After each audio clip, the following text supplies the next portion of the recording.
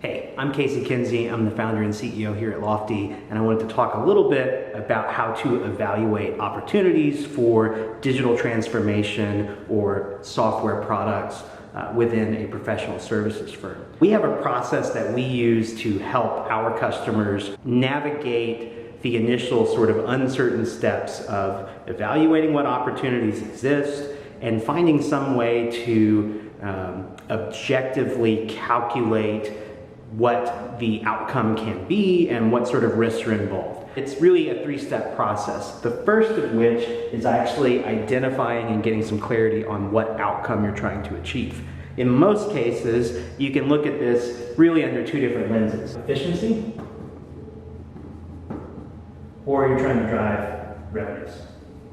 Efficiency can be expressed in a couple of different ways. Maybe you want to lower your labor costs for service delivery. Maybe you want that cost to stay the same, but you want to increase the capacity, and that unlocks new opportunities to grow and scale. On the revenue side, this is perhaps you've identified an opportunity for software to be a product, something that you sell directly that captures the firm's expertise, and you want to offer that to a different market that's a little more self-service, so on and so forth. First of all, get clear on what you want to do. If both of these things are important, then we encourage you run through these same exercises twice, run after both of them. And you may have some more specific outcomes as well. If you have something really direct you want to drive, you can put that in here as well.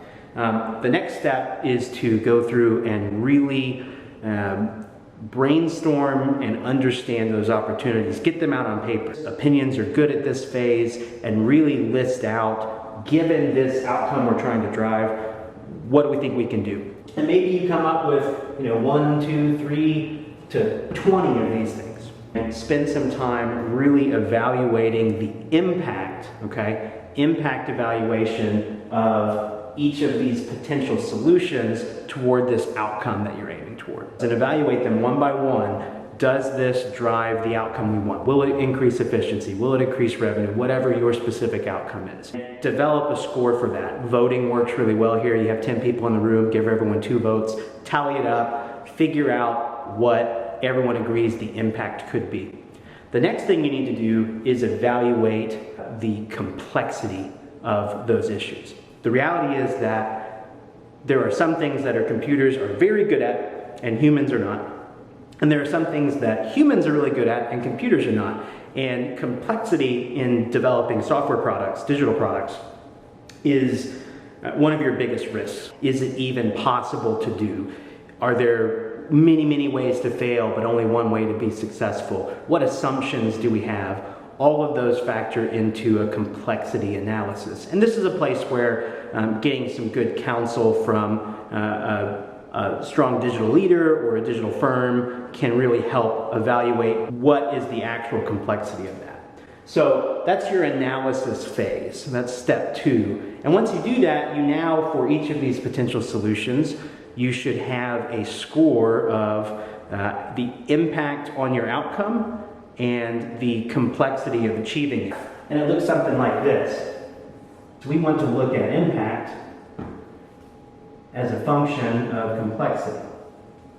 Some things will end up here. You look at how complex it is. Some things will end up over here. And you end up with a scatter plot of this graph. The next thing that you can do is divide that into quadrants, and that provides some pretty meaningful insight. If we divide this into a sort of 4-quadrant approach, impact versus complexity, these quadrants tell us some things. Over here, we have high complexity items that have a high impact.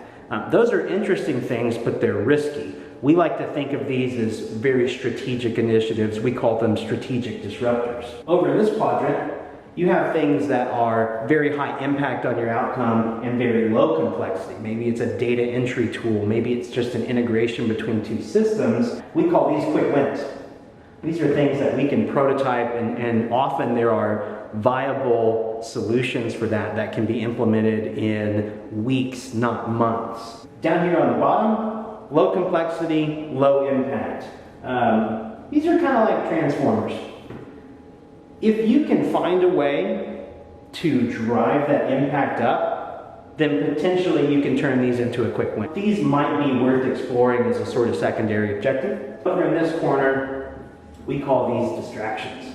These are very complex things that don't seem to have an impact, and you'd be surprised how many firms put a lot of time and resources into these really cool, complicated things. It's very easy to assume that if we build this AI-driven model that does all this incredibly complicated work, the technology is really fascinating, but it might not actually drive your goal. And so these are distractions. We want to try and avoid them. So armed with this information, you can go from a place of, I don't know where to get started or what our opportunities are, to really having the ability to triage opportunities and decide what do you go for first, what can you go for that's low risk but has a big impact, what can you use quick prototypes for to test assumptions that you made about that impact.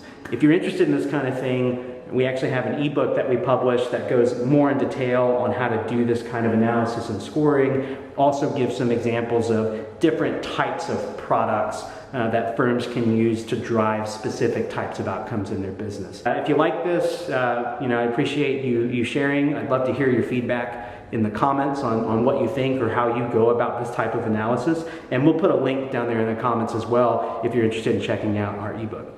Thanks a lot. Hope you have a great day.